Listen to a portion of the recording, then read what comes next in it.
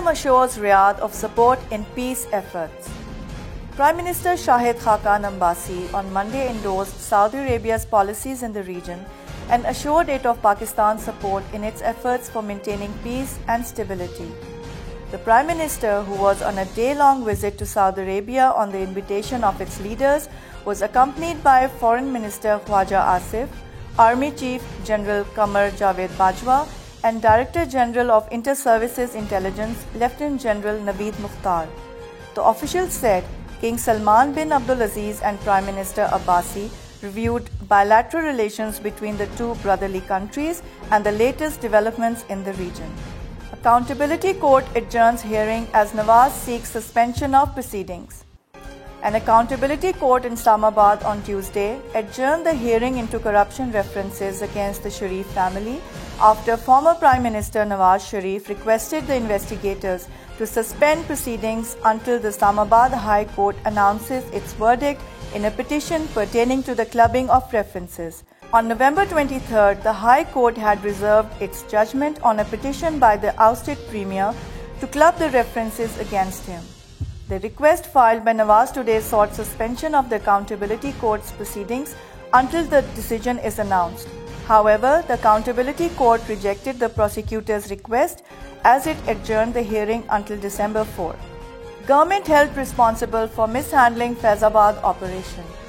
Major opposition parties have held the government responsible for mishandling the Faizabad operation, asking Prime Minister Shahid Khaqan Abbasi to resign along with his cabinet for his failure to establish the writ of the state.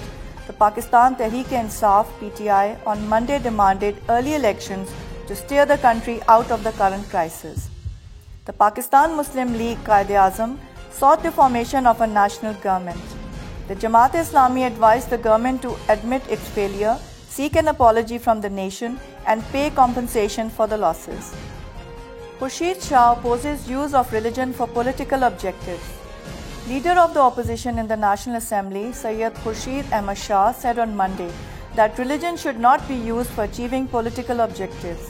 Talking to reporters at his residence here, he said the trend of using religion for achieving political objectives was dangerous for the country. Shah criticized the federal government's handling of the Faizabad sit-in, saying that instead of tackling the issue politically, the government had ordered a crackdown on the protesters.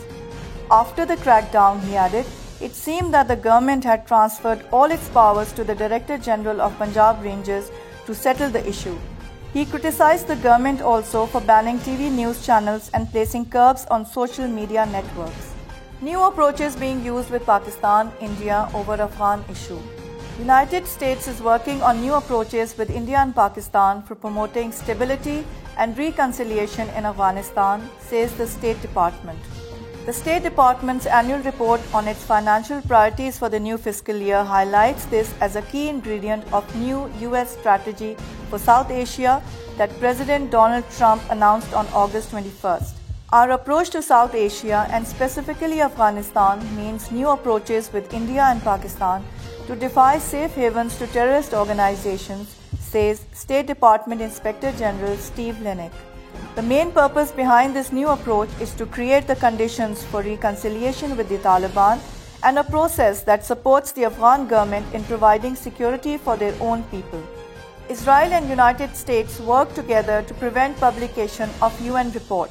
Israel and the Trump administration are working together to prevent publication of a United Nations database of companies that operate in Israel's West Bank settlements in contravention of the international law. Although Israel is usually quick to brush off UN criticism, officials say they are taking the so-called blacklist seriously, fearing its publication could have devastating consequences by driving companies away, deterring others from coming, and promoting investors to dump shares of Israeli firms.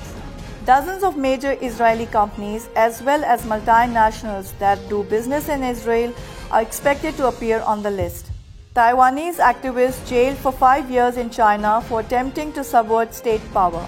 A Chinese court sentenced Taiwanese democracy activist Li Ming-che to 5 years in prison on Tuesday on charges of attempting to subvert state power, further sourcing cross-strait ties. Lee sat nervously as the three-judge panel read the sentence at the UA Yang Intermediate People's Court in central Hunan province, according to a video posted on the tribunal's social media account. Weather. Mainly cold and dry weather is expected in most parts of the country. However, light rain, thunderstorm and light snowfall over the hills is expected at a few places in Malakal division and Gilgit-Baltistan.